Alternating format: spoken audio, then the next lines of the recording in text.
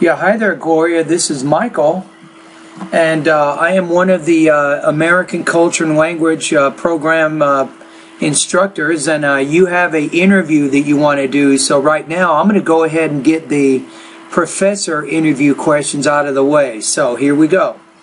What is your name? My name is Michael Buckhoff, B-U-C-K-H-O-F-F. What subjects do you teach at the American Culture and Language program? All right. I usually teach either TOEFL preparation courses. I help students prepare for the test of English as a foreign language. I also help them prepare their grammar and writing, and I probably taught almost every single possible class at almost every level between the beginning of when I started working and between now. So primarily right now, I teach TOEFL preparation courses, which include helping students improve their vocabulary, their pronunciation, their grammar. I try to help them with their listening and reading proficiency, and also develop their writing and speaking skills so they can put all these academic type proficiencies together to get a high score on the internet-based TOEFL exam. How long have you been teaching at the American Culture Language program? 18 years. Tell me a little bit about your professional experiences and what led you to teach at the American Culture and Language program. Interesting. So many years ago, I completed my undergraduate studies at Brigham Young University in Spanish, and then I went to Cal State University and I got a master's degree in English composition with an emphasis on teaching English as a second language. And I've also presented at a lot of different conferences on various topics relating to ESL and helping students improve their academic English proficiency. So what led me to ACLP is I was teaching at a university in La Sierra in Riverside, and the lady over there knew the director over here, Linda Chafee. And Janet Wayhall, who was the director over at La Sierra, recommended that I come up to Cal State and see if they have any openings, which I did, and I got a job. So that's kind of how I got here. Your next question, how do you define good teaching? It's difficult. It's hard. It's like capturing lightning in a bottle. It's a hard question. I'll make an attempt. I think good teaching is organized. You have to be organized. You have to be clear with your objectives as to what you want your students to be able to accomplish. So part of that is in design of the syllabus and also designing the lesson plans on a day-to-day basis so students are pretty comfortable and they can follow your organization. But in addition to that, the difficulties with teaching English as a second language is you have to have just a really incredible knowledge base of information about the English language.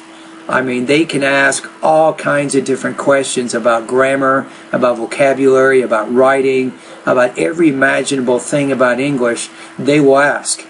And I think part of good teaching is to be flexible and to be able to adapt and to be in a qualified manner to answer any questions that might come my way.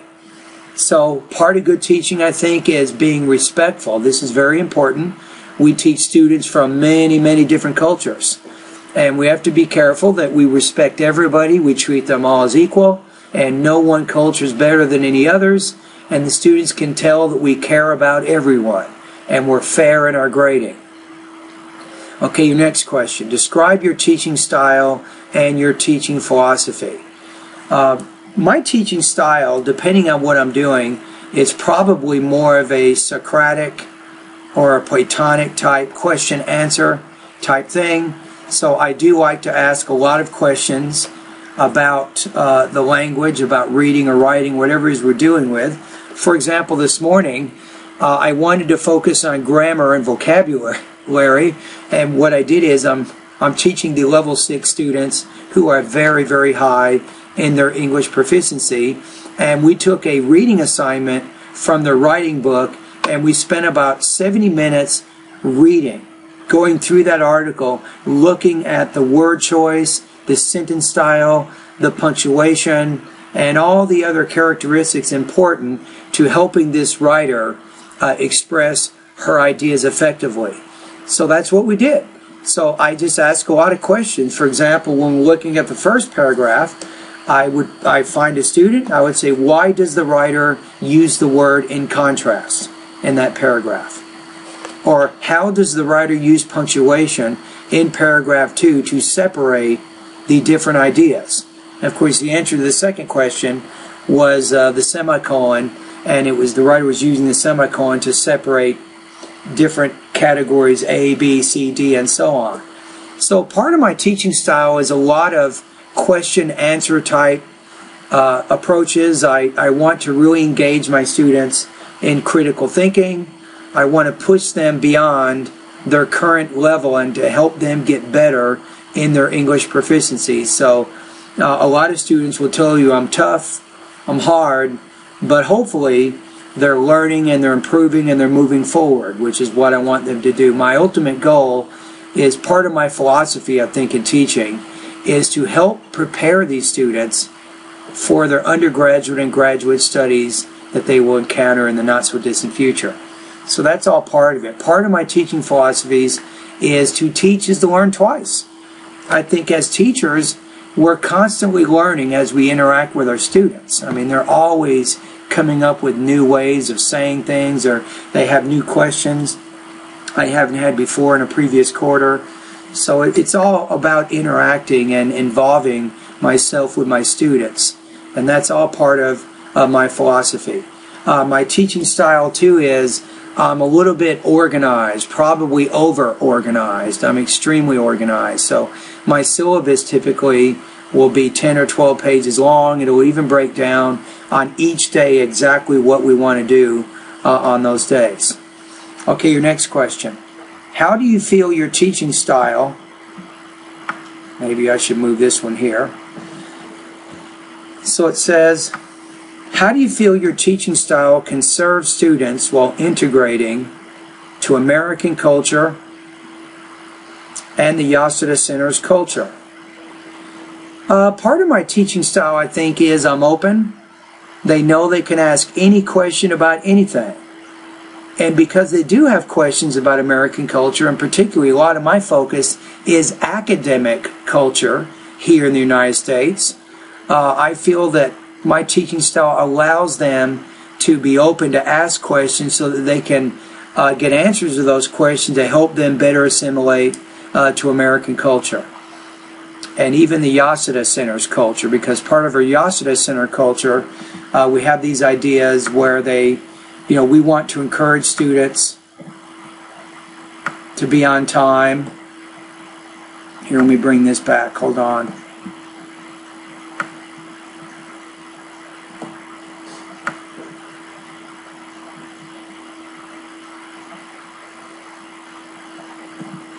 Okay, here we go. So go to your next question here. How do your background experiences and teaching styles strengthen the students? So I think with this one, my background is back in the 80s, I served a Spanish-speaking mission for my church for 2 years.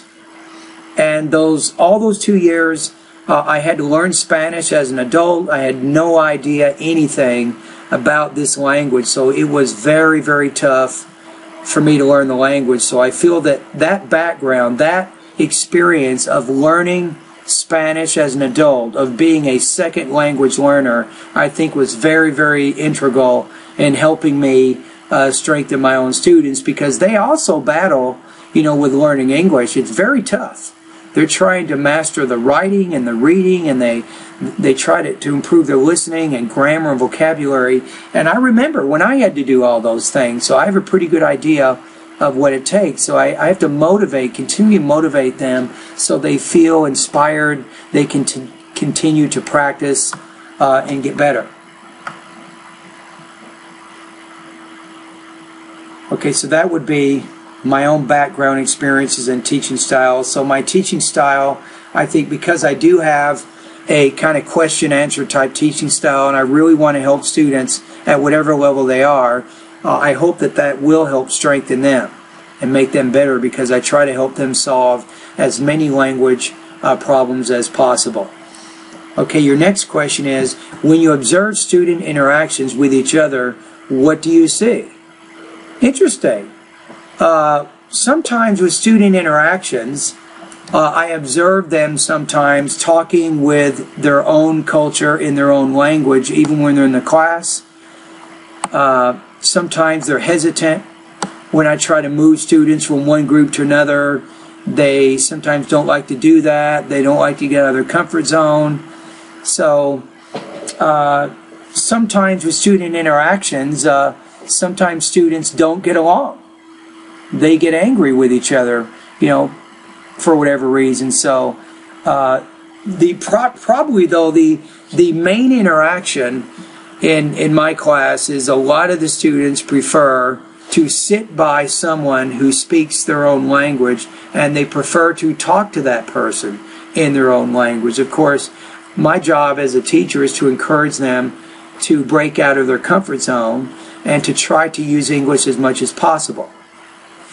But it doesn't always happen like that. But I should tell you, though, there is a Japanese student in my class he's really interesting. He interacts with a lot of the other students because he is the only Japanese student in the class. So he doesn't really mind. In fact, he does a lot of interaction with the Chinese students. In fact, he's taken upon himself this quarter to learn some Chinese. Even though it's really hard for him, he's trying to learn a few Chinese expressions and things so that he can feel like he's more part of the culture of some of the Chinese students, because he likes hanging out with them and those kinds of things. Okay, then your next question is, how do you believe the students integrate into American culture and Yasuda Center's culture? How do they do it? Interesting. They typically do it through a series of stages. The first stage would be the honeymoon stage. So once they're in American culture and Yasuda Center's culture for the first time, they are really happy. Everything's great. But then, maybe after a few weeks or a month or so, depending on how long they plan on being here, then they get into the culture shock phase, where they realize that things are very different than the way they are in their own culture. For example, when they show up late, we mark them tardy. If they miss class, they're marked absent, no matter what. So it doesn't really matter. So sometimes they get a little bit upset because they were absent, because they had to go to the DMV to take a test, but we've been instructed by the office that we have to mark students absent no matter what. So there are some adjustments and things, and that leads maybe to the third phase of the adjustment, which is what I call the adjustment phase of the culture or culture shock. They get beyond the culture shock. They begin to assimilate and become part of American and Yasuda Center's culture. And then after that, they get into what's called maintaining. So there is usually several steps, including, of course, the culture shock step that these students will have to undergo, I think, before they really become fully participants of American culture and Yasuda Center's culture. And specifically with Yasuda Center's culture, I think they sometimes have some difficulties integrating into the Yasuda Center's culture, because I'll give you an example. We have a rule where when they're smoking, they can smoke right outside the Yasuda Center. We have a designated smoking area right behind our building. Of course, what they are instructed to do is they put their cigarettes in these little containers, where the sand is, whatever, and it keeps them from going onto the pavement. So, and we also tell them they cannot stand close to the doors when they smoke. But they're not really adjusting to that very well. They stand very close to the doors, they smoke, and they always throw their cigarettes on the ground, no matter what we say. So I think sometimes they're used to doing things in their own culture a certain way. Then when they come over here, it takes some time. It takes time before they actually start doing things the way we do them. And also, coming on time to class is very, very difficult for some of our students. They continually will show up late. But a lot of American students do that too, so that's not any major thing there. So your last question is, do you have any additional information that you'd like to share? And yeah, the last thing I'd like to say is how does someone effectively learn a language, right? What are the basic ingredients that make it successful? Number one, students have to be motivated. They have to want to improve their English abilities, or they're not going to get better. Now, number two, once they have that motivation, they now need to practice. And of course, as teachers, we try to motivate and help them, but to be honest with you, is they must want to do this from their own hearts, not because we're telling them they need to.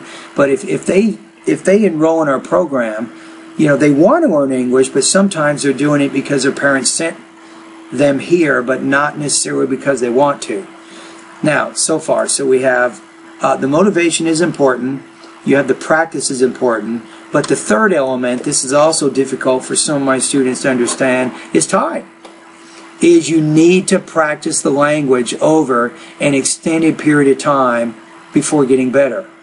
So I'll just recap what they are. So in order to learn a language, a person needs to be motivated, they have to do a lot of practice, and they have to do this over an extended period of time.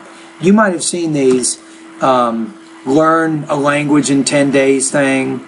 It just doesn't work like that, unfortunately. English is complicated just like any other language in the world, and it just doesn't happen like that. So that would be the last thing I'd like to add to your particular interview questions. All right? So I think we're good. And thank you.